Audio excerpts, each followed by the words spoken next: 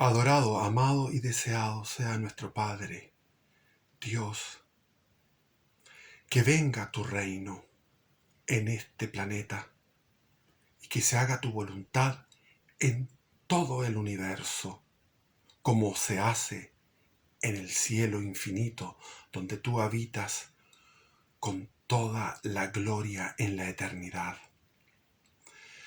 Bienvenidos a Big Left. Voy a hacer lectura del libro blanco del cambio de gobierno en Chile. Este libro fue publicado el 30 de octubre de 1973, es decir, se hizo a una velocidad vertiginosa en un mes y después se editó y se publicó en no me acuerdo, la editorial, bueno, no tiene ninguna importancia, pero ¿quién fue el que redactó esto? Fue don Gonzalo Vial Correa, que es un abogado e historiador famoso, importantísimo, para que lo conozcan. Aquí tengo un libro, tengo varios de él, que son Historia de Chile. Tengo varios de él. También tiene un libro que es sobre la dictadura, sobre el gobierno militar, llamémoslo así. Perdón que me bueno, era una dictadura en algún momento y en otro momento no. Ya lo he explicado. Este libro contiene una serie de documentos que están aquí, son documentos, todo esto que está aquí en negro, son documentación. Documentación dentro de la que cabe, porque había más documentación. Se hace una introducción, la que voy a leer ahora, y después se empieza a hablar del plan Z, y se explica el plan Z, y finalmente, que la izquierda niega, están los documentos, que se encontraron en las sedes de los partidos socialistas Mapu, Obrero Campesino, Mapu Garretón, que eran dos corrientes, la de Gamur y la del Garretón, en el MIR, movimiento de izquierda revolucionaria que había pasado a la clandestinidad, pero que fueron tomadas varias residencias, casas de seguridad que le llaman los meristas. Y aquí está, por ejemplo, el mapa de Santiago, con todo, hay guías de manejo de armas. Finalmente el libro termina con declaraciones importantes. Está la declaración, dice, no está, mira aquí, dice, párrafos del discurso del senador Salvador Allende al fundar su voto favorable al llamado Estatuto de Garantías en sesión del Senado del 22 de octubre de 1970, cuando Allende se comprometió, firmó un estatuto de garantías para respetar la Constitución, para que la democracia cristiana lo votara a su favor y pudiera salir electo en el Congreso Pleno como presidente. Después dice oficio de la Corte Suprema denunciando perentoria o inminente quiebra de la juridicidad del país, el 26 de mayo de 1973. Está la declaración de la Corte Suprema. Después dice párrafos del segundo oficio de la Corte Suprema al presidente el 26 de junio de 1973. Después, informe de la esto es muy importante, informe de la Comisión Investigadora del Fraude Electoral designada por la Facultad de Derecho de la Pontificia Universidad Católica, julio de 1973. Es interesantísimo. Después dice, documento quinto, la Contraloría General de la República rechaza el decreto que pretendía promulgar solo parcialmente la reforma constitucional sobre las áreas de la economía. Lo que pretendía Allende era hacer un plebiscito sobre el tema de las áreas de la economía que fue postergándose. Esto fue el 2 de julio de 1973 y venció el plazo, en julio del 73 había vencido el plazo legal para hacer esa modificación que implicaba definir la economía mixta, o sea, economía privada, mixta y estatal, cuánto era lo que tenía que tener como tamaño cada una de esas economías, y eso iba, la oposición quería para poder definir hasta dónde podían llegar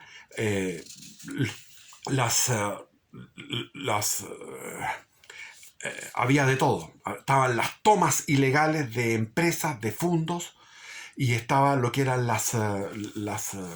se llaman estatizaciones o requisiciones, no, estatizaciones, bueno, ya lo vamos a ver.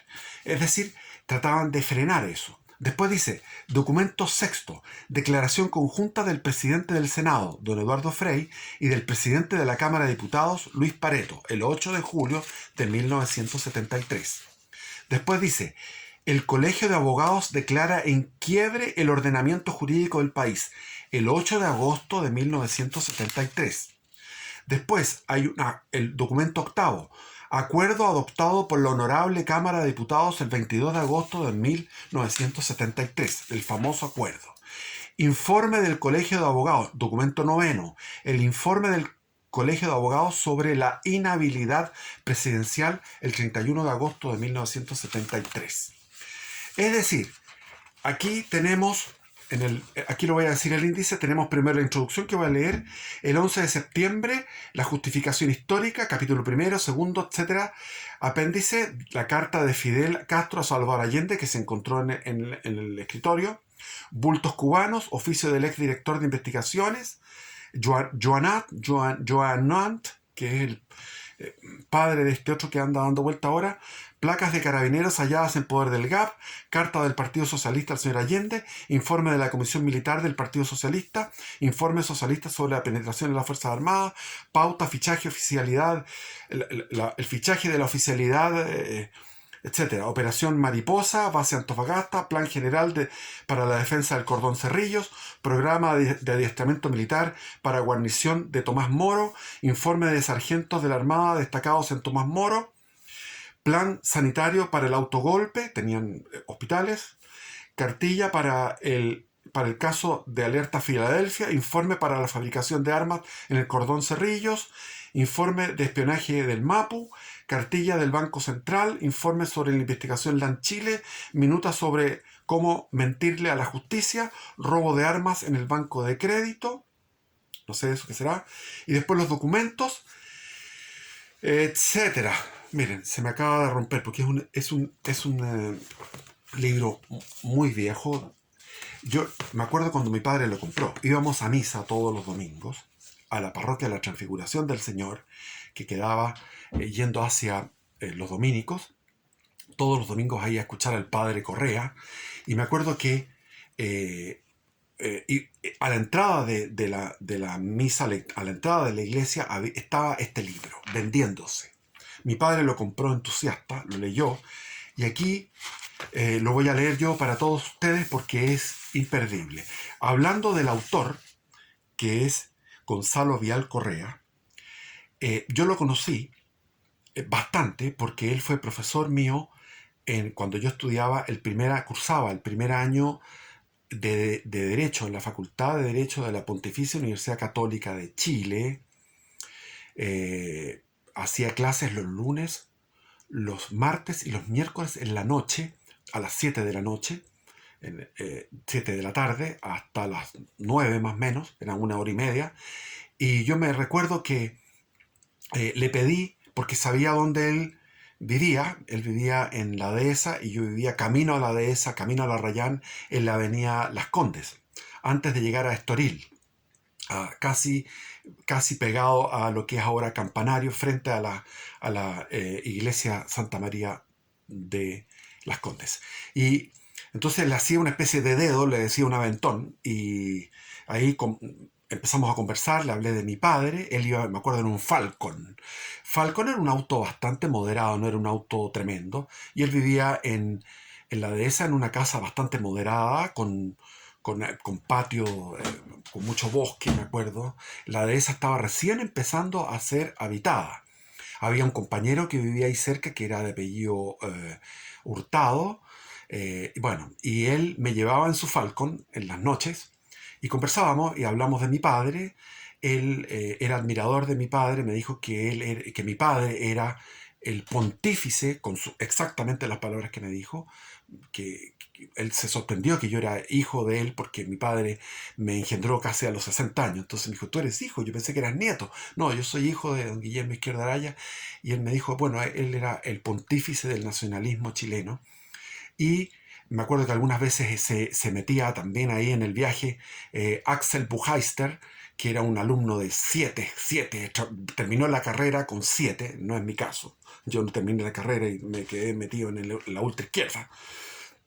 íbamos conversando sobre el tema en una oportunidad hablamos del tema del plan Z, y me dijo que lo que se había hecho en aquella época había sido muy apresurado y que había llegado una avalancha de información durante todo el año 70, el final del año 73 y el año 74. Hay que entender que los enfrentamientos armados culminaron más o menos en diciembre, antes de la Navidad del 73. O sea, duró 3 meses de enfrentamientos armados donde se encontró mayor información que la que hay aquí. Pero es eso lo que quiero decirles. Y voy a entrar a leer inmediatamente porque ya me eché 10 minutos en la introducción y vámonos con lo que quiero decir. Otra cosa. La Pontificia Universidad Católica, lo que era la Escuela de Derecho, era gente respetabilísima, gente seria. Era gente seria, gente creyente, que oraba y se persignaba antes de empezar cada clase, gente brillante, gente seria. Entonces, esto fue escrito por esa gente, por Gonzalo Vial Correa, y hay estudios como, por ejemplo, lo del fraude electoral que fue hecho, y lo vamos a leer ahora. Echémosle, porque si no, ya.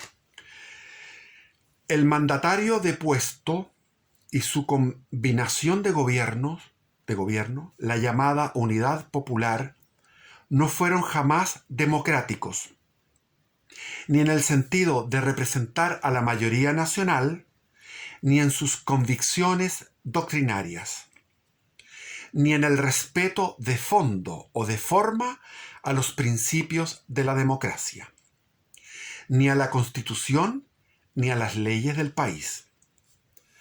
Salvador Allende y su régimen no gozaron de una mayoría electoral absoluta.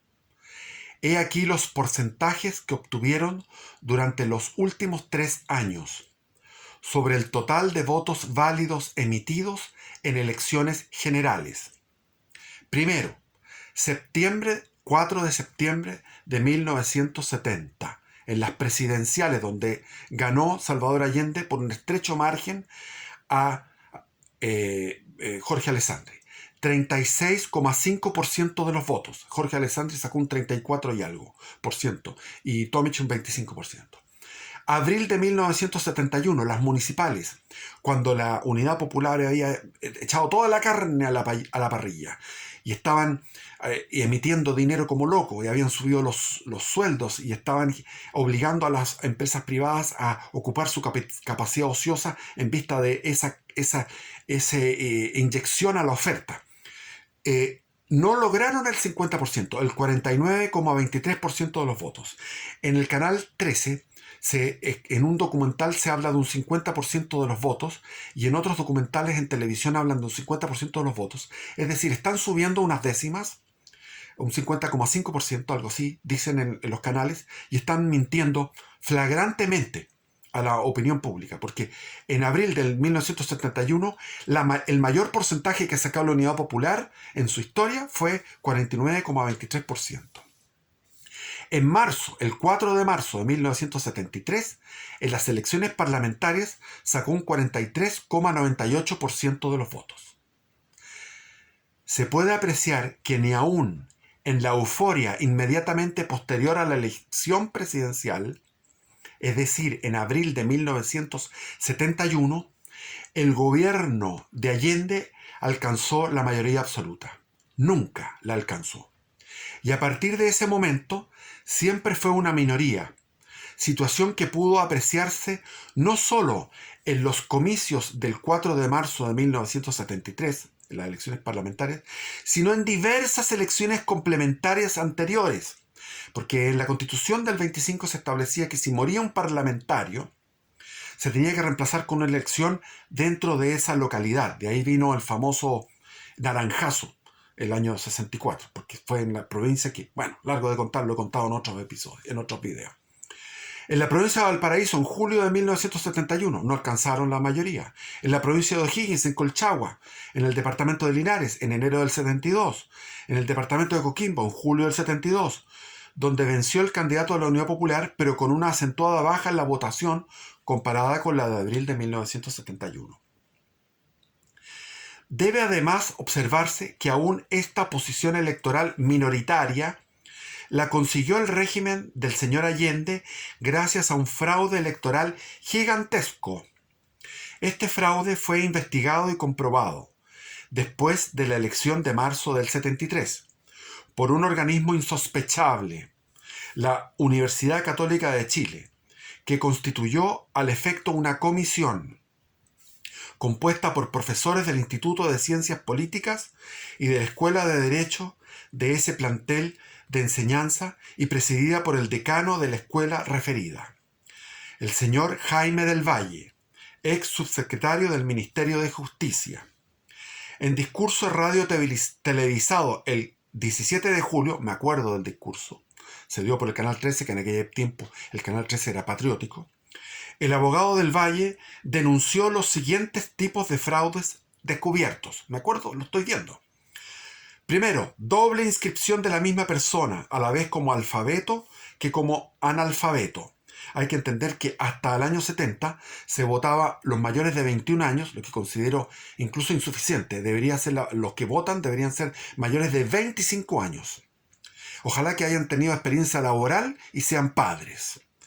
Y en el año 70 se amplió a la base electoral a mayores de 18 años, lo cual es un error, y se incluyó a los analfabetos. A pesar de eso, no lograban la mayoría.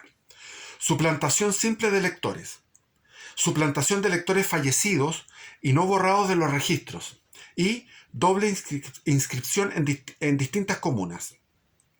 Todo esto se podía hacer por estar dentro del aparato legal, dentro del estado profundo.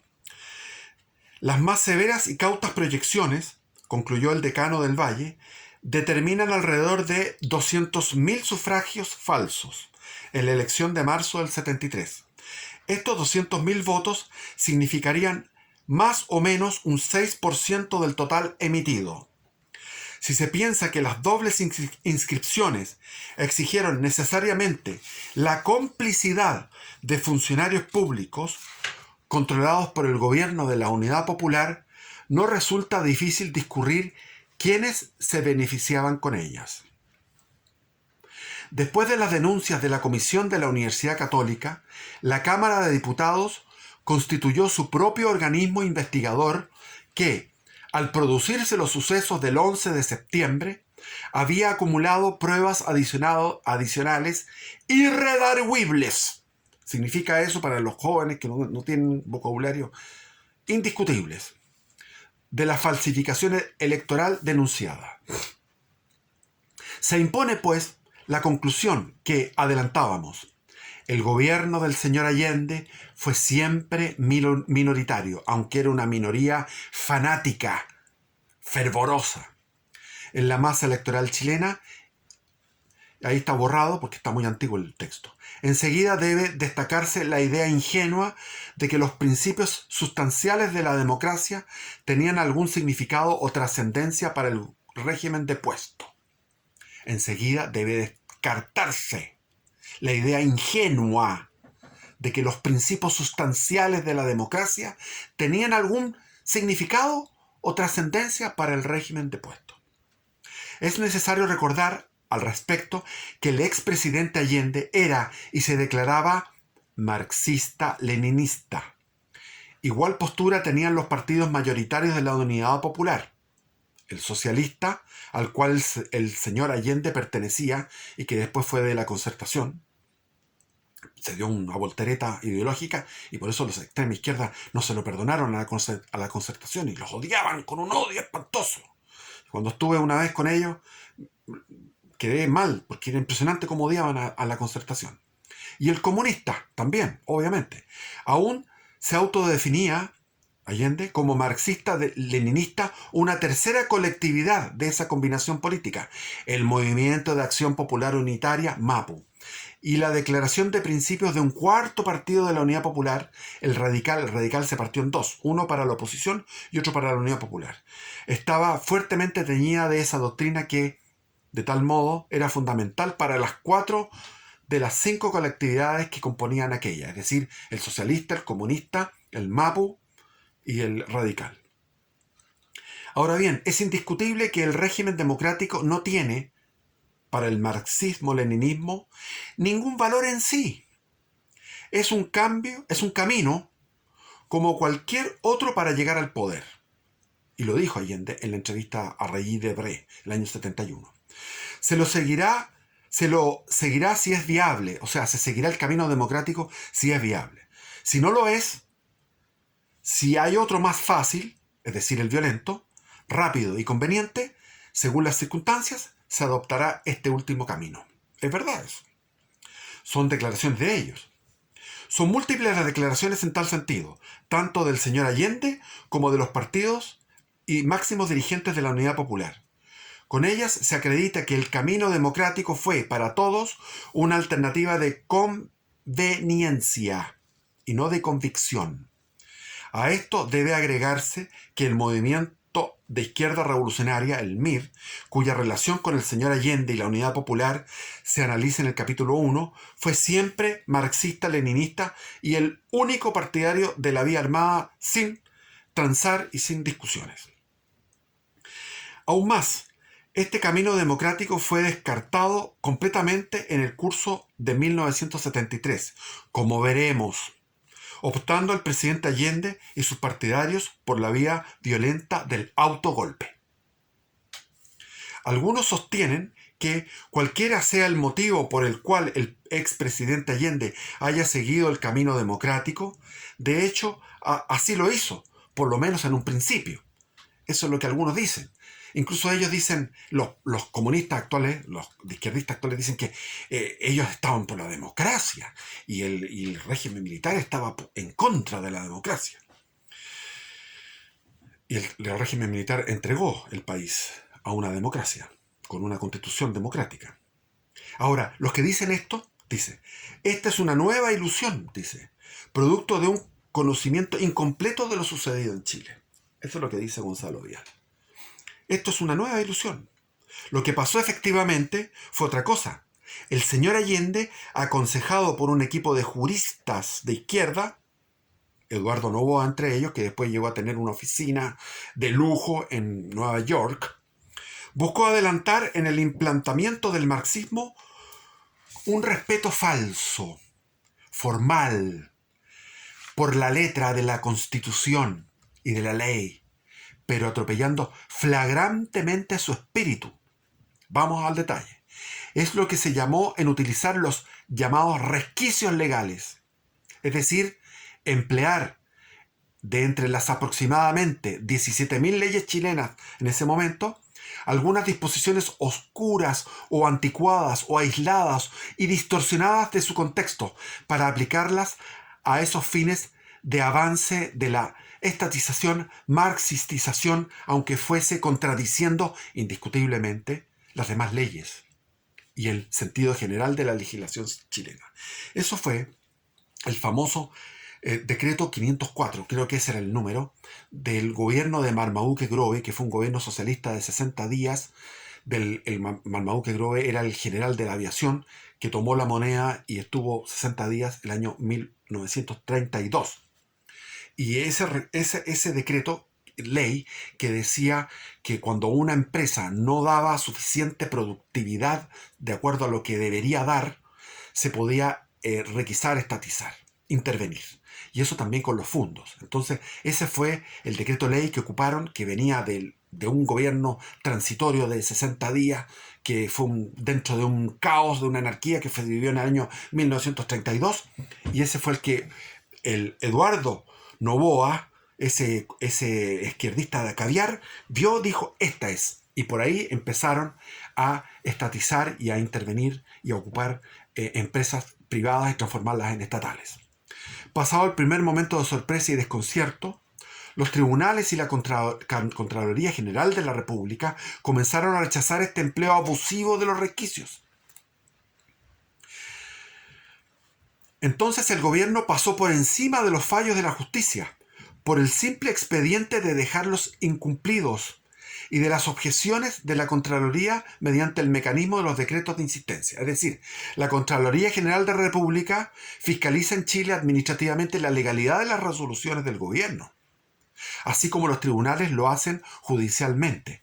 Pero el gobierno pasó una máquina por encima, como se dice ahora, y a través de los decretos de insistencia, que era un mecanismo que tenía el gobernante.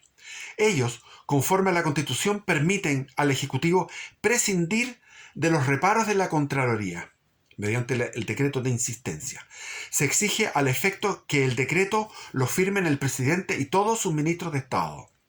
Concebido como un procedimiento excepcional para casos calificadísimos, graves y urgentes, la Unidad Popular lo convirtió en un mecanismo rutinariamente usual, con el cual gobernó al margen de la ley.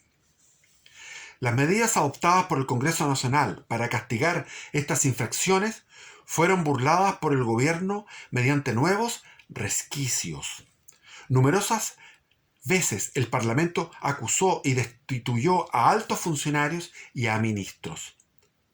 El presidente Allende, ¿qué hizo? En respuesta, se limitó a cambiarlos de cargo y aún de secretaría en el mismo gabinete, eludiendo así los efectos y burlando el espíritu de la sanción constitucional que daba el Parlamento.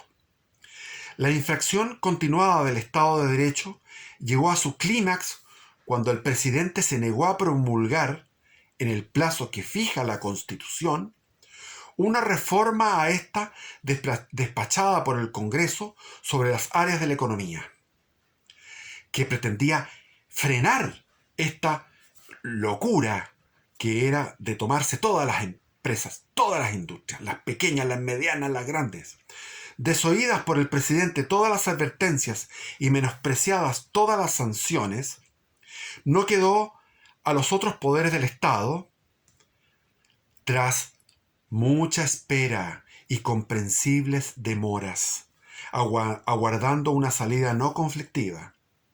No le quedó a los otros poderes sino representar con solemnidad al Ejecutivo, que se había puesto al margen, no solo de la ley, sino de la Constitución.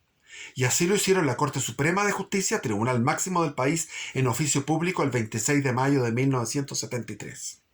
La Contraloría en dictamen el 2 de julio del mismo año, y por último la Cámara de Diputados en acuerdo el 22 de agosto siguiente.